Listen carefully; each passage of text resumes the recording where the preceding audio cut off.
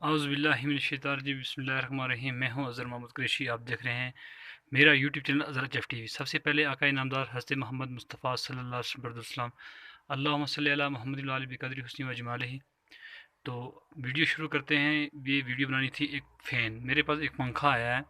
ये पंखा देख सकते हैं कि इसका मसला ये था कि इसके अंदर पावर जा नहीं रहा था।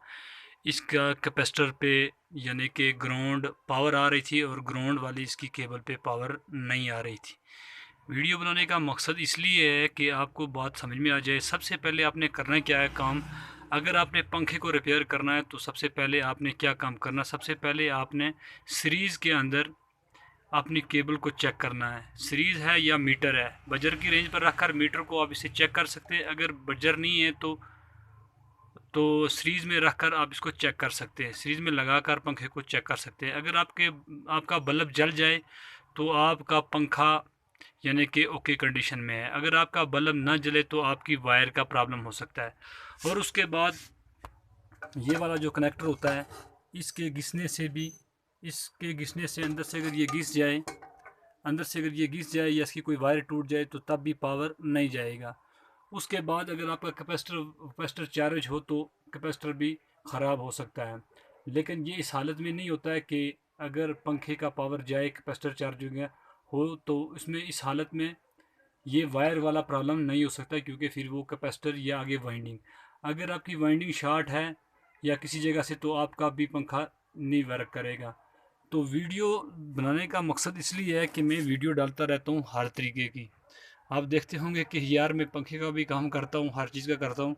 अल्हम्दुलिल्लाह अल्लाह का करम है, तो हर चीज़ पे मैं हाथ डालता हूँ।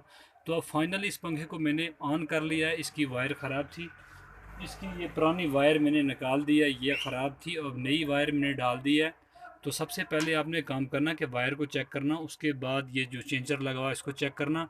उसके बाद जो कैपेसिटर पे वायर आ जाए, अगर ग्रों ग्रों की आवाज़ करे यानी कि बीप की आवाज़ दे, तो फिर आपका कैपेसिटर भी ख़राब हो सकता है। अगर आपका पंखा स्लो चले, बिल्कुल आस्ता चले, तो आपका ये कैपेसिटर भी ख़राब हो सकता है। अगर इससे हटकर कोई और शॉर्ट सर्किट की आवाज़ करे, जैसे मोटर में कोई बीप या ऐसी कोई आवाज़ दे, तो आपकी मोटर में भी प्रॉब्लम हो सकता है।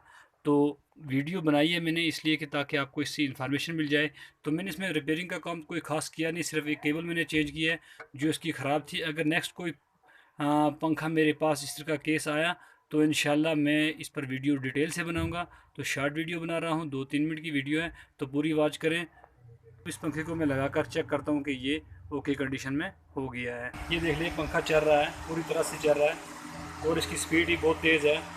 तो अब इंशाल्लाह नेक्स्ट वीडियो में डिटेल से डालूंगा। अगर मेरे पास कोई पंखा आया या इसके अंदर कोई फॉल्ट आया तो मैं इंशाल्लाह नेक्स्ट वीडियो बनाऊंगा। अब इसको पीछे से मैं इसको बंद कर देता हूँ। तो मेरी वीडियो अच्छी लगे तो ज़रूर दोस्तों में शेयर कीजिएगा। मैं इसी पे जा चाहता हूँ। अल्लाह हाफिज़, अल्लाह निगहबान।